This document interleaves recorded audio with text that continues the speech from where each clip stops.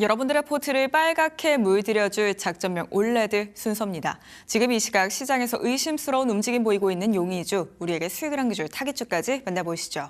오늘 이 시간에도 현장에서 함께해주고 계신 우리의 반장님 바로 모셔보겠습니다. 올레드 반장님, 잘 들리십니까?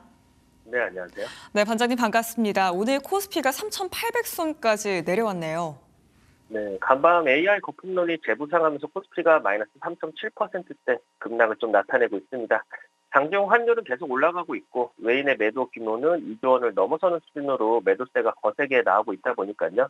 삼성전자, 하이닉스를 비롯한 AI 관련 종목들에서 투매가 좀 쏟아지고 있습니다. 금일 지수의 기술적인 반등 흐름은 좀 쉽지 않아 보이기는 하는데 코스닥 역시 이제 코스피와 동조화되어서 3%대 하락을 나타내면서 낙폭을 키워가는 중입니다. 장 초반에는 코스피 대비 강한 반등을 나타내줬었지만 외인 기관의 매도세가 지속되다 보니까 반등의 폭은 제한적인 모습이었습니다. 간밤 뉴욕 증시도 엔비디아 재고 급증, 거기다가 연준의 12월 금리 인하 반대라든가 자산 버블 경고 등 악재가 겹치면서 3대 지수 모두 하락 마감을 했습니다. 엔비디아가 시장 예상을 상회하는 실적을 발표를 했지만요. 시장에서는 매출 성장률보다는 재고 자산 증가율이나 매출 채권 증가율이 훨씬 더 빠르다는 점을 주목한 것으로 볼 수 있는데 AI 산업에 대한 논란은 좀 더 좀 이어질 수 있을 것 같습니다. 이렇게 미국에서 날라온 AI 부품론 공포가 확산되면서 국내 반도체주들이 시장 하락을 이끄는 모습인데요. 그간 이제 많이 올라왔던 만큼 거기에 따른 기술적인 조정으로 볼 수도 있겠지만 아직까지 환율이나 금리 인하 등 해결해야 될 이슈들이 많은 만큼 이슈 해결 이후에 다시금 외인의 수급이 AI 테마에 좀 들어오는지 확인이 필요할 것 같습니다. 네, 여전히 환율은 잡히지 않고 있고요. 미국에서 12월 금리 동결 가능성이 더욱더 우세해진 상황입니다. 이런 시장 속에서 이슈들이 해소되기 전까지는 다소 주의할 필요가 있겠습니다. 이렇게 오늘 시장 분위기 함께 점검해 보셨고요. 그렇다면 반장님의 타깃주도 바로 공개해 보도록 하겠습니다. 아마 올레드 반장님과 함께 하신 분들은 시장이 이렇게 힘듦에도 불구하고 하루 만에 수익을 거둬들이셨을 것 같아요, 반장님. 네, 우선 어제 타겟주는 바로 온코닉 테라퓨틱스였는데요. 우선 작전본부에 오셔서 수익 챙기신 분들 모두 축하드리고 온코닉 테라퓨틱스 같은 경우는 전일 추천 이후에 바로 상승이 이어지면서 오늘 장중에 14% 넘는 급등이 나와주면서 1차 목표가에 좀 도달을 했습니다. 투자 포인트를 다시 한번 체크해보면요. 온코닉 테라퓨틱스 같은 경우는 성장 엔진이 당연히 이제 신약, 작피부인데요. 전 세계적으로 이제 위식도 역류질환 치료 패러다임이 PPI에서 더 빠르고 안정적인 효능을 제공하는 CAB로 이제 옮겨가는 흐름이 뚜렷해지고 있는데 그 변화의 중심에 이 작규모가 좀 자리를 잡고 있죠. 이미 이제 국내 병의원 처방 데이터에서 점유율 확대가 좀 눈에 띄게 늘어나고 있고요. 올해부터 이제 매출이 실적으로 직접 반영되기 시작하면서 기업 가치에 이제 체감적인 변화가 좀 확인이 되고 있습니다. 이 매출 성장은 단순한 숫자가 아니라 항암, 파이프라인 R&D 투자 여력 확보가 될 수가 있고요. 그러면서 신약 개발 속도는 더 가속될 거고 기업 가치 재평가라는 구조적 변화로 이어지고 있고요. 거기다 실적 성장폭이 더 확대될수록 시장의 흐름에서는 더 강한 그 모습들을 나타낼 수 있을 겁니다. 그리고 이제 온코닉 테라피틱스 같은 경우는 시장에서 흔히 위장약 회사로 좀 많이 알고 있는데 실제 기업의 핵심 가치는요, 항암제 파이프라인에 있습니다. 이중기전 기반의 항암 후보물질은 현재 글로벌 제약사의 인수라든가 협업 트렌드와 맞게 좀 떨어지고 있다 보니까 국내에서도 이제 독자 기반의 이제 그 신약 개발 기업들에 대한 관심이 크게 높아진 상황이고 특히 이제 향후의 임상 데이터 발표라든가 병용요법 확장이나 초기 글로벌 제약사 접촉 등 이벤트가 또 남아있다 보니까요. 이러한 이벤트는 바이오 종목 특유의 순환매 수급 흐름을 강하게 유입시키는 촉매가 될 거고 올해 항암 파이프라인을 중심으로 라이선스 아웃 가능성도 시장에서 꾸준히 언급되고 있는 만큼요. 이를 계기로 이제 기업 가치가 한 단계 재평가될 수 있는 기대가 좀 형성되고 있습니다. 그렇다 보니까 주가는 시장 급락 속에서도 바로 반응하는 모습인데요.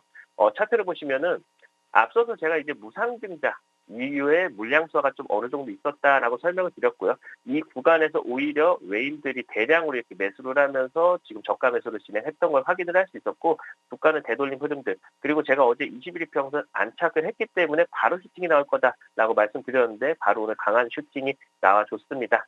단기적으로는 2만 원 돌파 구간까지 열려있기 때문에 돌파 이후에는 한 차례 더 강한 슈팅이 이어질 수 있으니까 눌림지 저가 매수 찬스도 열어둬야 되겠죠. 추가적인 AS는 저희 작전본부에서 진행될 예정으로요. 아래 QR코드에 접속하셔서 저희 작전본부에 들어오시면은 온코니 테라퓨틱스 눌리목 매수 자리는 물론이고 그리고 오늘의 타겟주까지 모두 공개드릴 예정인 만큼 지금 바로 입장하시기 바랍니다. 네, 지난 타깃주 온코닉 테라퓨틱스였고요. 이 종목 같은 경우에는 2만 원 돌파까지 노려볼 수 있다고 하니까 구체적인 전략, 장점부부 통해서 챙겨가시기 바랍니다. 이렇게 지난 타깃주 확인해봤고요. 그렇다면 오늘도 시장에서 의심스러운 움직임 보이고 있는 용의주들 검거해 보도록 하겠습니다. 딜사이트 S 아카데미 그랜드 오픈. 경제적 자유를 향한 첫걸음. 평범한 사람이 부자 되는 재테크 노하우. 모두 다 알려드립니다.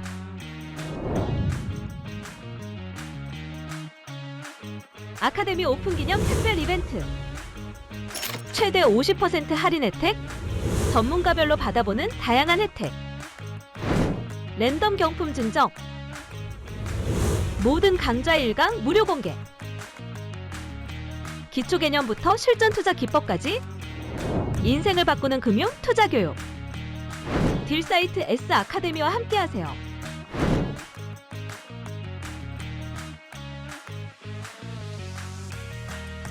하겠습니다.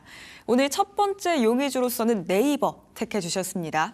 두나무와의 빅딜이 이제 본궤도에 진입한 모습입니다, 반장님. 네. 지금 시장은요, 단순한 이제 검색 기업을 찾는 그런 흐름은 아니고요. 플랫폼 제국을 좀 만드는 기업을 고르는 좀 국면인 것 같습니다. 돈이 흐르는 길목, 그리고 데이터가 쌓아지는 지점, 거기다가 금융과 기술이 만나는 교차로, 그 중심에 이제 네이버가 다시 서기 시작을 했는데, 우선 네이버의 변화는 이제 단순한 사업 확장이 아니라 금융 생태계를 직접 설계하는 단계로 좀 들어서고 있죠. 네이버 파이낸셜하고 두나무 간의 이제 주식 교환 이슈 같은 경우는 표면적으로는 지분 거래처럼 보이지만 실제로는 이제 결제, 자산 거래 플랫폼을 하나의 흐름으로 만들려는 지배구조, 재설계랑 좀 가깝다라고 볼 수 있습니다. 그동안에 이제 플랫폼 기업들 같은 경우는 금융 영역으로 들어가지 못했던 가장 큰 장벽이 바로 금가 분리였는데, 최근에 이제 제도 그 기조 변화는 이런 제한 장치를 점점 느슨하게 또 만들고도 있고요. 이건 이제 네이버 입장에서는 단순한 기대 요소가 아니라 이미 여러 시나리오를 전제로 이제 전략을 세웠다는 신호로 좀 해석을 할 수 있을 것 같습니다. 특히 이제 어피트를 보유한 두나무 같은 경우는 국내 최대 거래 인프라를 갖고 있어서 향후 이제 스테이블코인 결제라든가 디지털 자산 기반의 송금이라든가 플랫폼 내 토큰 경제에서 연결이 좀 가능하고요. 결국 네이버는 광고 검색 기업이 아니라 데이터 기반 금융허브 기업으로 체질을 좀 바꾸고 있는 단계다라고 보는 게 맞습니다. 그리고 이제 네이버 같은 경우는요. 글로벌 전략도 생각보다 훨씬 공격적으로 키워나가고 있는데, 요번에 이제 이해진 의장이 직접 사우디에 교두보를 세웠다는 점이 좀 우리가 의미 있게 좀 볼 수가 있을 것 같아요. 국가 단위 협력 구도를 직접 세팅하고 있다는 신호로 봐야 되는데, 네옴시티 같은 경우는 스마트시티 단어로는 좀 부족하죠. 실질적으로 하나의 새로운 국가 운영 모델을 만드는 사업이고, 그 핵심은 데이터 센터라든가 AI 인프라라든가 아니면 디지털 금융 서비스인데, 네이버는 어떻게 보면 단순 하청업체가 아니라 이번에 이제 해당 인프라 설계 단계부터 참여하려는 방향까지 좀 움직임이 있어서요. 특히 이제 스테이블코인 같은 경우나 아니면 중간 디지털 화폐 논의와 함께 이제 결제나 정산 송금 구조까지 설계할 수 있는 사업자로 접근 중에 있습니다. 이건 수주 뉴스 하나로 끝나는 이슈가 아니라요. 네이버가 이제 글로벌 기술 인프라 기업으로 포지션을 옮기고 있다는 장기 시그널이고, 시장에서는 아직 이 변화를 단기 모멘텀 수준으로 인식할 수는 있겠지만 실제로는 기업의 레벨이 바뀌는 구간에 좀 들어섰다라고 보는 게 맞습니다. 그리고 이제 네이버의 진짜 저평가 요소는 당연히 플랫폼 확장력인데, 많은 투자자들이 이 검색 점유율만 보고 있지만요. 실제로 네이버 같은 경우는 이미 글로벌 커뮤니티 기반 플랫폼 기업으로 좀 변화 중에 있습니다. 밴드 같은 경우는 북미 지역에서 좀 계속 확장이 커져나가고 있는데, 단순한 이제 SNS가 아니라 교회나 학교, 스포츠 클럽이나 지역단체 중에서 실생활 조직들의 이제 핵심 소통 인프라로 자리를 잡고 있고요. 월간 활성 이용자 수도 계속 증가하고 있는데, 단순 숫자가 아니라 해당 생태계가 현지 생활 속에 깊숙하게 좀 파고들고 있다라고 볼 수 있을 겁니다. 여기에 이제 네이버의 자체 생성형 AI 기술이 결합이 되면요. 플랫폼은 단순 소통 수단이 아니라 AI가 자동으로 콘텐츠를 만들고 그리고 거래를 연결하면서 결제를 처리하는 구조로 진화를 하게 되고, 여기에 이제 블록체인 인프라까지 결합될 경우에는 커뮤니티 기반의 토큰 견증이라든가 자동 정산 그리고 스마트 컨트랙트 기반 운영까지 가능한 구조가 열리니까, 결국 이제 네이버는 지금 AI 플랫폼, 금융, 블록체인을 하나로 묶는 종합 디지털 인프라 기업으로 한 단계 좀 끌어올리고 있다라고 볼 수 있을 것 같습니다. 차트를 보시면은 시장 급락 속에서도 오늘 강세 흐름을 좀 나타내면서 추세 전환을 꾸준히 시구적으로 하고 있습니다. 어떻게 보면 9월 달에 이제 단기 박스권의 흐름을 만들었던 거를 강하게 돌파한 이후에 어떻게 보면 저지바 역할을 해주면서 이탈 없이 반등 흐름을 잘 이어가고 있는데 사실 추세적으로 봤을 때는 저점을 높여가면서 우상향을 계속 이어가고 있고요. 지금 시장 주가를 끌어가고 있는 기관의 수급 역시도 꾸준히 들어오고 있는 만큼 요번에 이제 반등이 좀 이어지면서 28만 원 선이 안착 시에는 다시금 강한 슈팅으로 이어질 수 있는 만큼 28만 원 돌파 안착 여부 확인이 좀 필요하겠습니다. 정리해보면 네이버는 단순한 플랫폼 기업이라기보다는 AI, 콘텐츠, 그리고 커머스랑 핀테크까지 동시에 확장하는 구조로 바뀌고 있습니다. 지금 시장이 보는 포인트는 단기 실적보다는 플랫폼 체력과 AI 전략의 방향성입니다. 오늘의 용의주 네이버였습니다. 점점 더 사업 영역을 확장해 나가고 있는 네이버입니다. 주가 28만 원 선 안착할 수 있을지부터 먼저 체크해 보시죠.